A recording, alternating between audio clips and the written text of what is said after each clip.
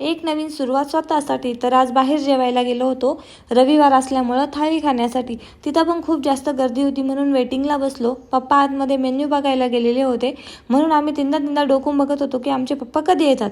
एकदा कुठं पप्पा आले तेव्हा आम्हाला बरं वाटलं. त्यानंतर फायनली आतमध्ये गेलो. थाळी बघून आम्हाला खूप छान वाटलं की खूप सारे फेवरेट पदार्थ त्यामध्ये होते. त्यानंतर मस्त असं जेवण झालं. तिने मला खूप त्रास दिला म्हणून ते माझ्या बाजूला येऊन बसले आणि तिलाही छान चपाती आणि समोसा भरवला. तोही तिने खूप छान खाल्ला. त्यानंतर तिथून निघालो आणि गोदा काठावरती गेलो.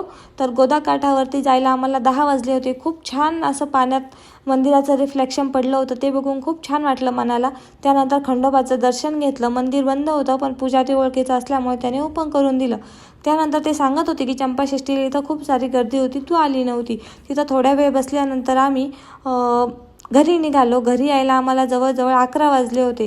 घरी आल्यानंतर आमच्या मॅडमची परत एकदा मस्ती चालू झाली.